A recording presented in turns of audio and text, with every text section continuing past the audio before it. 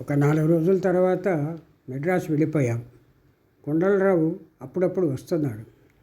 ఓ రోజున ఆ కవరు, ఆ ఉత్తరం, ఆ తల వెంట్రుక చూపించాడు. ఎవరో గిట్టని వాళ్ళు ఈ లెటర్ రాసి ఉంటారని, రాధాకుమారి ఇది చూసి చాలా కోపం పడిందని చెప్పాడు. మీకు ఎంత ప్రేమ ఉన్నా ఇలాంటివి చూపిస్తారా అని నేను కోప్పడ్డాను. నేను చూపించలేడండి, అలవాటు వల్లనో పరాగ్గానో తనే చింపి చదివేసింది, తిట్టింది, ఏడ్చింది. నేను ఎన్ని ఒట్లు వేసినా నమ్మటం లేదు. మీరు ప్రాణమిత్రులు కాబట్టి చెప్తున్నాను. మీ ఇద్దరు వచ్చి కాస్త చెప్పండి, కొండలరావు అలాంటి వాడు కాదని గట్టిగా చెప్పండి అన్నాడు. ఇలాంటివి సిఫార్సుల వల్ల సర్దుకోవని, డేంజర్ కూడా అని మేము చెప్పాము. ఈలోగా పెళ్లి చేసేసుకుంటే ఆవిడకి ధైర్యం, నమ్మకం కుదురుతాయని, మీ ప్రేమకి అదే రుజువని చెప్పాము. ఆయనకు ఉన్న ఆయా కారణాల వల్ల, ఇబ్బందుల వల్ల అది చేయలేదు. ఇలా నెలపైన జరిగింది. మనిషి చాలా విలవిల్లాడుతున్నాడు. మాకు బాధ వేసింది, జాలి వేసింది. అయినా మేము నిజం బయట పెట్టలేదు. ఈలోగా ఓ మంచి పిక్చర్లో ఇద్దరికీ వేషాలు రాశాను. ప్రొడ్యూసర్ గారు, డైరెక్టరు సరే అన్నారు కూడా.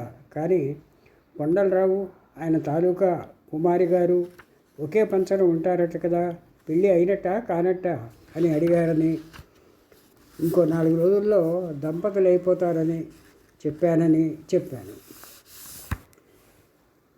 షూటింగ్ ఇంకా 18 రోజులు టైం ఉందని కూడా చెప్పాను. 4 రోజుల తర్వాత కొండలరావు, రాధాకుమారి కొండకెళ్ళి స్వామి సాక్షిగా ఇద్దరూ ఒకటై వచ్చేశారు. అప్పుడు నేను, బాపు వాళ్ళని దీవించి అసలు సంగతి చెప్పాం, క్షమించమని కోరాం. ఇద్దరూ నవ్వేశారు. మీరు అలాంటి వైద్యం చేయబట్టే మేము ఒక ఇంటి వాళ్ళం అయ్యాం అన్నారు. మరి మీరెప్పుడవుతారు అన్నారు నన్ను చూసి. నిశ్చలన చిత్ర కళాశిల్పి. అందరూ మనిషిని ఫోటో తీస్తారు, కొందరే మనసుని ఫోటో తీస్తారు. ఆ కొందరిలో 2-3 భూషణ్ పని రాక్షసుడు. గుండె సైజు అంతే, తిండి సైజు అంతే. అందుకే మేము ముద్దుగా బండా అని పిలుస్తాము. పూర్వం మా చిన్నప్పుడు కార్ష్ ఆఫ్ అటావా అని ఒక గొప్ప ముఖచిత్ర శిల్పి, పోర్ట్రైట్ ఫోటోగ్రాఫర్ ఉండేవాడు. ఒకసారి ఒక పని గిరాకీ వచ్చింది. ఇంగ్లాండ్ ప్రధాని చర్చిల్ ఫోటో కావాలి. ఆయన ఫోటోలు అయితే చాలానే ఉన్నాయి, కానీ సెక్రటరీకి అవి నచ్చలేదు. పవర్ కనపడడం లేదని బాధ. అందువల్ల కార్ష్ని ప్రత్యేకం పిలిపించాడు. చర్చిల్ ఫోటో తీయాలి, ఆయన గుణదోషాలు కూడా అందులో తెలియాలి. ఆ ఫోర్స్ లేకపోతే నో పేమెంట్. కానీ ప్రధాని చిరాకు మనిషి, ఫోజులు ఇవ్వడు. క్షణాలలో పని జరగాలి, ప్లస్ బాగుండాలి. కార్ష్ ఒక అసిస్టెంట్తో వెళ్ళాడు. కెమెరా సెటప్ చేసుకున్నాడు. చర్చిల్ నోట్లో చుట్ట టీవీగా తిప్పుతూ, నవ్వులుతూ, చిరాకు పడుతూ క్విక్ క్విక్ అంటున్నాడు. కార్ష్ అసిస్టెంటు గబాలా చర్చిల్ దగ్గరికి ఒక్క అంగలో దూకి ఆయన నోట్లో చుట్ట లాగేసి కింద చతికిలి పడ్డాడు. బ్రిటిష్ లయన్ ఉగ్ర నారసింహమై ఉరిమి చూసి గర్జించి ముందుకు ఉరకపోయింది. ఫ్లాష్ మెరుపులా మెరిసి పిడుగులా ప్రతిధ్వనించింది టాప్మని చప్పుడు. అప్పట్లో లైటింగ్ కోసం కెమెరా పక్కన అమర్చిన నైట్రేస్ గ్యాట్లైట్స్ టాప్మని పేరేదు. మన్నాడు ఆ గర్జన ఫోటోతో ఇంగ్లాండ్ ప్రపంచ దేశాలన్నిటా యుద్ధభేరి ముగించింది. అది కార్ష్ ఫోటోగ్రఫీ, అది పోర్ట్రైట్ శిల్పం. మెడ్రాస్లో అప్పట్లో పోర్ట్రైట్స్కి వామన్ బ్రదర్స్, జీకే వేల్, కీరన్ పెర్ల్ ప్రసిద్ధులు. ఆ తర్వాత తరంలో జైహింద్, మన వేమన, సత్యం, జైహింద్ సత్యం, నాగరాజారావు, భట్టారం శేషయ్య ఇండస్ట్రియల్ స్పెషాలిటీ ప్రసిద్ధులయ్యారు. చిన్నప్పుడేమో భట్టారామ్స్ అని చదివేవాళ్ళం, చెల్లారామ్స్ లాగా. భట్టారామ్స్ అల్యూమినియం లాంటి మెటల్ సర్ఫేస్ల మీద కూడా ఫోటోలు, చిత్రాలు దింపేవారు. మాకు సంపూర్ణ రామాయణం శతదినోత్సవ సభకు సీతారాముల ఫోటోలు మెటల్ మీద వేసి బ్లూ, గోల్డ్, సిల్వర్ కోట్స్తో షీల్డ్లు తయారు చేసి ఇచ్చారు. సిల్క్ షాపు చెల్లారామ్స్ పక్క వీధిలోనే భట్టారామ్స్ ఉండేది. వారి వారసుల్లో శ్రీనివాసు గారు, సీనా మాకు మిత్రులు. ఆయన ఫోటోగ్రఫీతో పాటు కంప్యూటర్ సర్వీసులు కూడా చేస్తారు. మంచి సాహిత్యాభిమాని. భూషణ్ మెడ్రాస్లోని ఐసీఎఫ్ ఇంటగ్రల్ కోచ్ ఫ్యాక్టరీలో ఇండస్ట్రియల్ ఫోటోగ్రాఫర్గా 30 ఏళ్ళు పనిచేసి చీఫ్ ఫోటోగ్రాఫర్గా రిటైర్ అయ్యాడు. అందులో ఉంటూనే అప్పుడప్పుడు సినిమాలకు కూడా స్టిల్స్ తీసేవాడు. మాకు చాలా చనువు. ఊరేకి కాస్త ఇసుంఠాగా మాకు దోస్తు. చనువు మేమిచ్చింది కాదు, అతను గడించుకున్నాడు. గారు నుంచి ఏమో మీదుగా ఒరే బామ్మర్ది దగ్గరకు నిమిషాల్లో దూకేస్తాడు. ఎవరితోనైనా అంతే. నన్ను నువ్వు అంటున్నాడన్న రోషంతో నేను నువ్వు అని పిలిచి అలా లోకువై దగ్గరైపోయాను. మళ్ళీ దూరం కాలేదు. మాట మనస. ఇప్పుడు తాను హైదరాబాద్, మేము మెడ్రాస్, అయినా దోస్తులమే. కోచ్ ఫ్యాక్టరీ నుంచి వస్తూ కొత్త నోట్ల కట్టలు తెచ్చుకునేవాడు. బాపుతో బొమ్మల పని ఉండేది. బిస్కెట్ వాసన వేసి ఓ కొత్త నోట్ల కట్ట, 100 ఒకట్ల నోట్లు తీసి బాసిం పట్టు వేసి కూర్చునే బాపు ముందు పడేసేవాడు పొగరుగా. ముందు అది పడేశాకనే బొమ్మ కావాలి అనేవాడు పొగరొంబావుగా.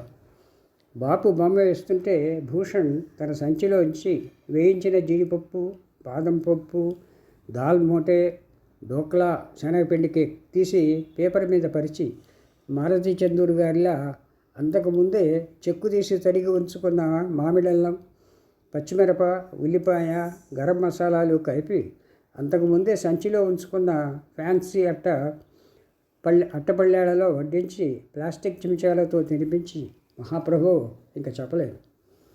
అమ్మవారి కథల్లో తరస్తపడే భండాసురుడు లాంటి ఈ భండాసురుడు తిండాసురుడు కూడా. ఇంకా తిండాసురుడికి ఫోటో డెవలపింగ్, ప్రింటింగ్ పనిలో పెడితే తిండి, నిద్ర, టీ నీళ్లు, చివరికి మంచినీళ్ళు కూడా అక్కర్లేదు. తను తినడు, అసిస్టెంట్ను బతకనివ్వడు. ఈ హనుమంతుల్లాంటి పనిమంతుడితో ఓసారి బుద్ధిమంతుడికి పని పడింది. నేనే తీసుకువెళ్ళాను. నాగేశ్వరరావు గారు అప్పట్లో అంజలీదేవి గారి ఇంటి పక్కనే పక్స్ రోడ్ చక్కటి ఇల్లు కట్టుకున్నారు. అందులో తను అందుకున్న రకరకాల షీట్ల కోసం 6 అడుగుల వెడల్పు, 3 అడుగుల ఎత్తు చొప్పున 2 పెద్ద అద్దాల బీరువాలు చేయించి వాటిని అందులో అమర్చారు. ఆ బొమ్మల కొలువును ఫోటోలు తీయించబోయారు. సత్యం, నాగరాజరావు, బౌన ఎందరో ట్రై చేశారు. అద్దాల వల్ల ఎక్కడో అక్కడ గ్లేరు కొట్టి బొమ్మ చెదిరేది. అప్పుడు నేను ఛాలెంజ్గా తీసుకుని భూషణ్ని తీసుకువెళ్ళాను. భూషణ్ 2-3 నిమిషాలు వాటిని చూశాడు. వాళ్ళకి కానిది రైలు పెట్టెల కోచ్ ఫోటోగ్రాఫర్కి వస్తుందంటేనే మీ చాదస్తంగానే అంటున్నారు నాగేశ్వరరావు గారు మెల్లిగా నాతో. ఈలోగా భూషణ్ తన మాయల్ ఫకీర్ సంచిలోంచి చేయి పెట్టాడు. ఆయనకు కూడా మిరపకాయ బజ్జాలు, డోక్రాలు పెడతాడేమో అని భయపడ్డాడు. భూషణ్ 2 రోల్స్ తెల్లటి డ్రాయింగ్ బోర్డు అట్టలు తీశాడు. ట్యాక్స్తో గోడలకి అతికించాడు. అంతే, అబ్బరక దబ్రా అన్నాడు. భూషణ్ ఫ్లాష్లు క్లిక్ అన్నాయి. ఏం చెప్పకుండా సెలవు తీసుకుని వెళ్ళిపోయాడు. మర్నాడు ఆదివారం సాయంత్రం వచ్చి నన్ను పిలుచుకు వెళ్ళాడు అక్లీనే దగ్గరకు. 2 అలమరాల ఫోటోలు ఆయన టేబుల్ మీద పరిచాడు. ఆయన ఆశ్చర్యపోయారు. గౌరవంతో చూశారు నా వంక. రమణ గారు, ఇది ఎలా చేశాడు మీ ఫ్రెండు అన్నారు. అన్నారు. బౌన్స్ లైటింగ్ సార్ అన్నాడు భూషణ్. అంటే షీల్డ్ మీద డైరెక్ట్గా లైట్ వేయకుండా పక్కన తెల్లటి అట్టల మీదకి కొట్టి అక్కడ నుంచి ఆబ్జెక్ట్ అంటే షీల్డ్ మీదకు దాన్ని మళ్లించి అప్పుడు ఎక్స్పోజ్ చేయటం. ముత్యాల బొగ్గులో ఈశానార్య ఈ బౌన్స్ లైటింగ్ అద్భుతంగా ప్రయోగించాడు. బాలు మహేంద్ర, మన ఊరి పాండవులు, విఎస్ఆర్ స్వామి, అందాల రాముడు ల పద్ధతికి ఇది బురుసు. వాళ్ళు రిఫ్లెక్టర్స్ పెడితే ఆ వేడికి నటులు గిలగిల్లాడేవారు. ఆ తర్వాత కొంతకాలానికి మేము బుద్ధిమంతులు తీస్తున్నప్పుడు పులిదిన్నె కాలువగట్టు మీద నాగేశ్వరరావు గారి చేత డ్యాన్సులు చేయించేశాడు భూషణ్. కాకపోతే ఒరే నాగ్ అనలేదు. అంతకుముందు ఆయనవన్నీ స్టిల్ ఫోటోలే. కదలకుండా నుంచుని ఫోటోలు తీయించుకోవటం అంతే. ఇందులో చాలా ఉత్సాహంగా ఆడుతూ పాడుతూ నవ్వుతూ గంతులు వేస్తూ ఎన్నో ఫోటోలు, సంచలన చిత్రాలు తీశాడు. అంటే ఆయన సంతోషంగా తీయనిచ్చారు. భూషణ్ మా సినిమాలకు దాదాపు అన్నింటికి సాక్షి, బంగారు పిచ్చిక, బుద్ధిమంతుడు, బాలరాజు కథ సినిమాలకు స్టిల్స్ తీశాడు. ఓసారి అందాల రాముల్లో రేటు దగ్గర పేచీ వచ్చింది. నీ రేటు జాస్తి అన్నాను. అవును, నేను గొప్పాడిని, నా లెవెల్ స్పెన్సర్ రేటు, తగ్గను పో అన్నాడు. నేను సరే పో అన్నాను. సంపూర్ణ రామాయణం, అందాల రాముడు చిత్రాలకు స్టిల్స్ రాధాకృష్ణమూర్తి గారు. మళ్ళీ ముత్యాల బొగ్గుకి వచ్చాడు. కోచ్ ఫ్యాక్టరీ కొన్నేళ్ళు ఫ్రీలాన్స్ అయిపోయాక ఎన్టీ రామారావు గారు పిలిచారు. పనితో పాటు ప్రభుత్వంలో సముచితమైన హోదా గల పదవినిచ్చి ఆదరించారు.